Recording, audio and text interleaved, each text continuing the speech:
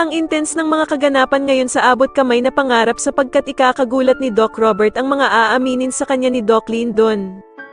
Dito nga ay makokonsensya si Doc Lyndon kaya naman ay hindi niya susundin ang sasabihin sa kanya ni Zoe at isusumbong nga niya ito kay Doc Robert. Samantala ay hindi naman inaasahan ni Annalyn na mabubuking niya ang pinaplano ng mag-inang Moira at Zoe dahil nga sa isang attendant ng hotel na aakalain ngang siya si Zoe. Itong si Moira nga ay may isang araw na lang bago ang flight nito palabas ng Japan dahil sa meron na nga siyang bagong identity at plano niya ngang sa bagong pupuntahan niya na doon na siya magsimula ng bagong buhay. Pero dahil nga sa wala na talagang balak na sumama si Zoe sa bruha niyang ina na si Moira, kaya naman ay makikiusap ito na baka pwede daw itong makipagkita sa kanya at makasama siya for the last time.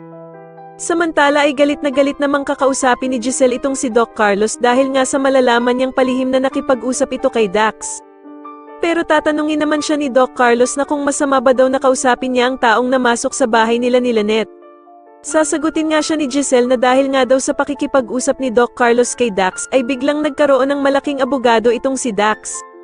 Pero mukhang lumalabas nga na si Doc Carlos din ang nagbigay ng malaking abogado kay Dax dahil nga sa ginawang pang-blackmail nito sa kanya, nakasabuat nga din daw si Doc Carlos sa nangyari kay Lolo Pepe.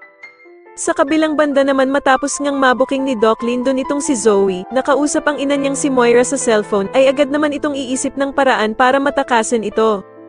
Sasabihan nga ni Zoe si Doc Lyndon na mas maiging silang dalawa na nga lang daw ang nakakaalam para hindi sila mahalata at dito nga ay magpapasama ito sa kanyang hulihin si Moira kung nasan man ito.